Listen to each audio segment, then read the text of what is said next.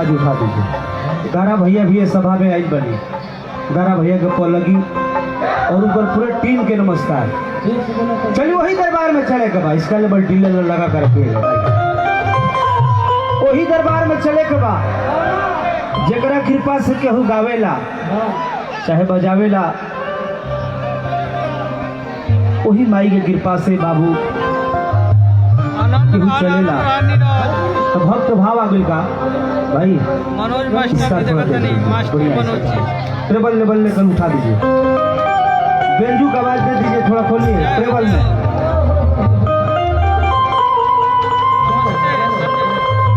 भोजपुरी का सुपरस्टार गायक एवं फिल्म अभिनेता प्रमोद प्रेमी यादव जी का सम्मान ट्रेबल बेंजू का देकर उठा दीजिए। श्रीकांत भैया के पूरे परिवार पूरे सर्किल के द्वारा भाई हमारे अजय यादव जी मंच पर उपस्थित है, मैं दिल से थैंक यू करता हूँ। भक्त माई से कह दे का हो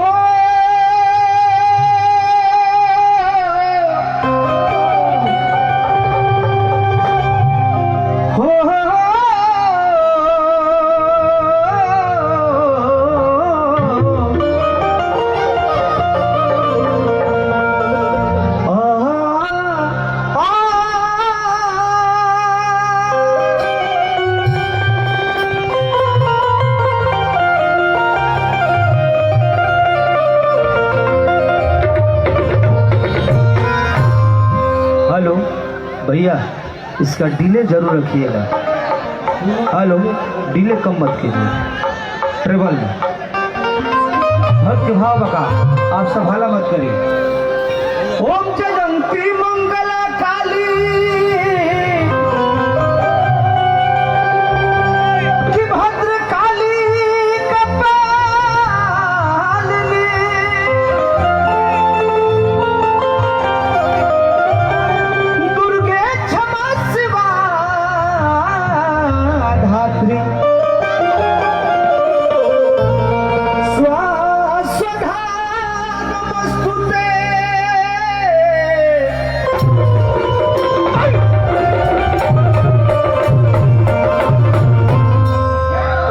देखिए वो माई बहन लोग गीत गावेला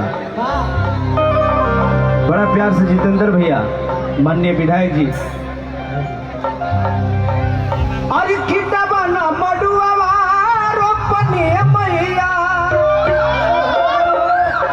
अरे पाँच पेड़ा लवंग के गो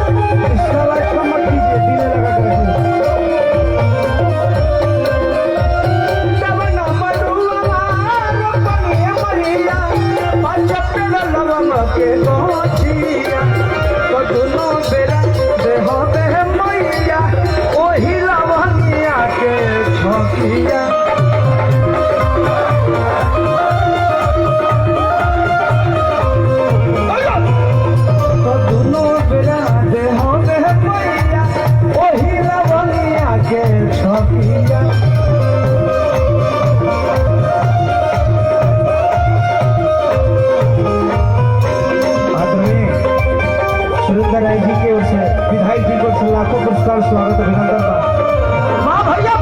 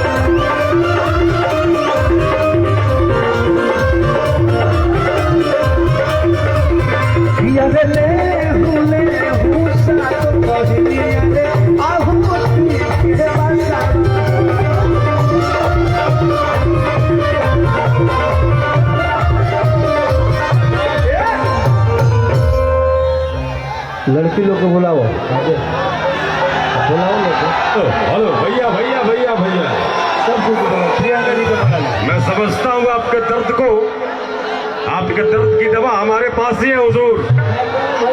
भोजपुरी के सुपरस्टार गायक एवं फिल्म अभिनेता प्रमोद प्रेमी यादव जी ने जिस मोहब्बत के साथ सेरा वाली माँ का नाम लिया। जी सर, मैं सुन रहा हूँ। एगो कवि जी गाना लिखले रहनी था, जी, जी, जी। बेस मत बोलो भैया, जी जी, झन झन आवाज करना चाहिए, बहुत अच्छा साउंड है, थोड़ा खोल के बजाइए मिजाज से। हेलो, बेस इसका बंद कर दीजिए। हेलो संजीव भाई, कोयल म्यूजिक के मालिक, लव यू। कृष्णा भैया वो गाना लिखल रहनी, अरे कियलू तो दिया बारी के जा, अरे मैया के रति उतार के जा।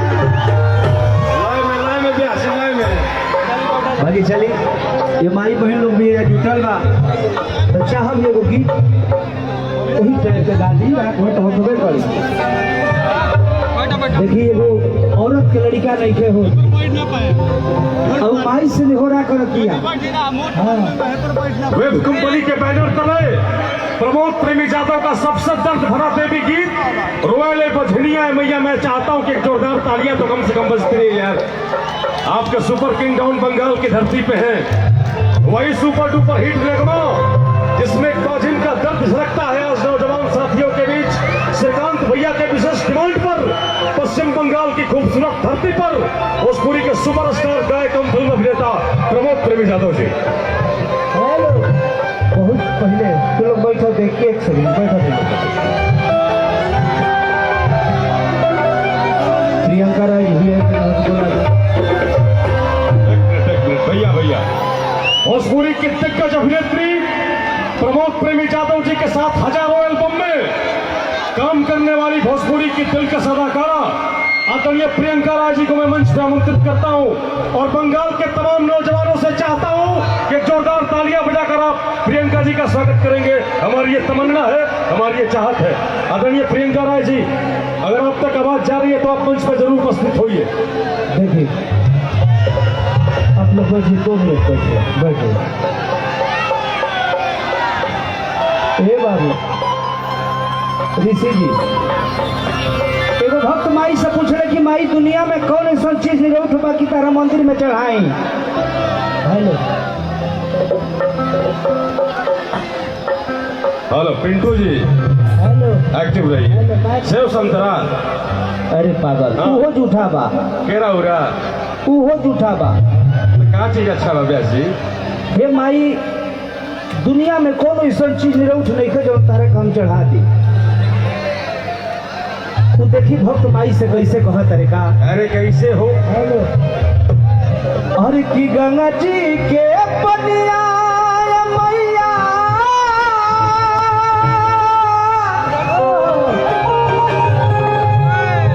अरे मछली जूठी अवली हो कि कैसे हो कैसे ना।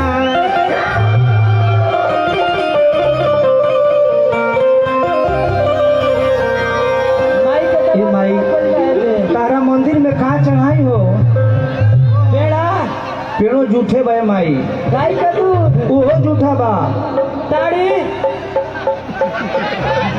ताड़ी हाँ कला ऊंचे माने ताड़ी ऊंचा होला तो जूठ नहीं के, उहो जूठे बा। सब लोग बैठ जा भाई। दुनिया में कौन ऐसा चीज न उठ नहीं खा जौन माई के तरह न चढ़ावल जा सकेला। वो भक्त कहत रे कैसे, अरे की गंगा जी के गंगा जी के पनिया मैया रे मछली जूठी अवली हो कि कैसे हो कैसे ना।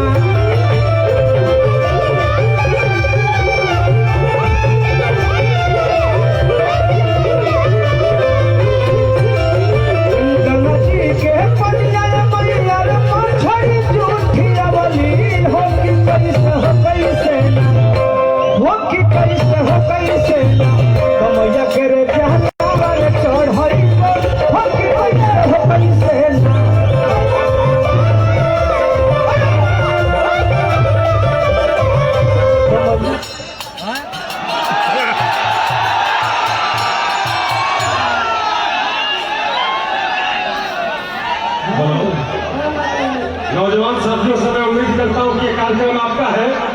इस कार्यक्रम से आपकी प्रतिष्ठा जुड़ी है साहब, और साउंड के पास से आप लोग पूरी बना लें।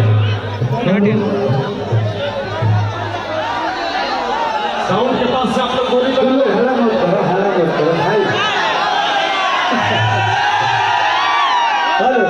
तो मैया तेरे चढ़ाई पैसे ना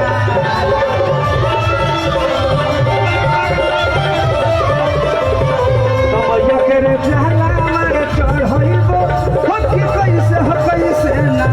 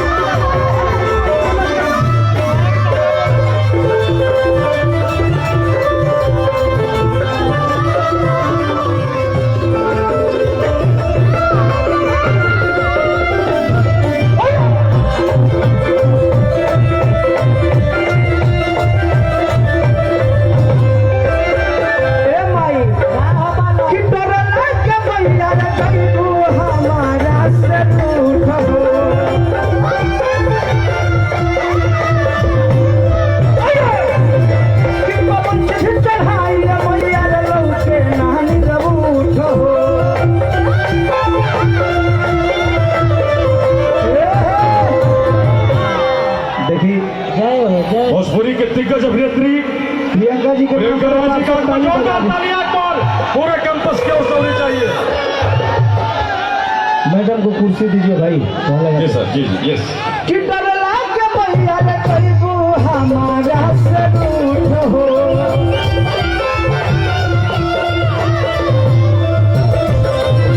कि पवन से चढ़ाई मैया रे लौके नानी रूठ हो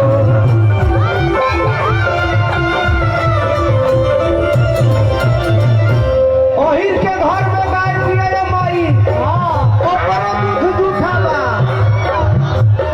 कि गहिया के दूधवा मैया रे कोठिया बली हो कि कैसे ना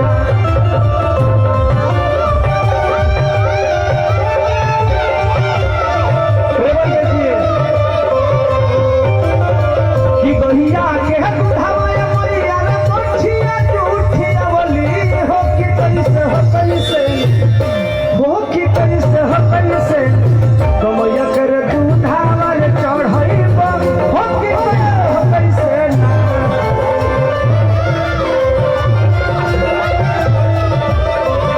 कमैया कर दूधावा रे चढ़ाइबा हो कि कैसे ना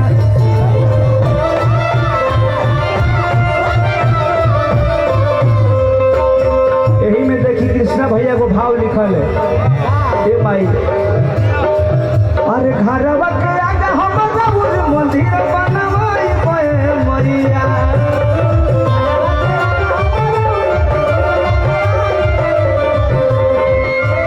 घरवा के आगे हम जरूर मंदिर बनवाई पे मैया ए माई अपन घर के सामने एकदम टेबल दे दीजिए, बेस इसका बंद कर दीजिएगा मेरे मालिक। देसीलाबाज बना दीजिए, चहक चहक बोले। हाँ थोड़ा लेफ्ट इसका दे दीजिए, हल्का बेस चलेगा भाई भाई। औरतिया कहते कि माई अगर हमारे मर्द के नौकरी लाग जाए तो घर के सामने मंदिर बनवा के तोहर पूजा कर। अरे घरवा के आगे हम मंदिर बनवाई पे मैया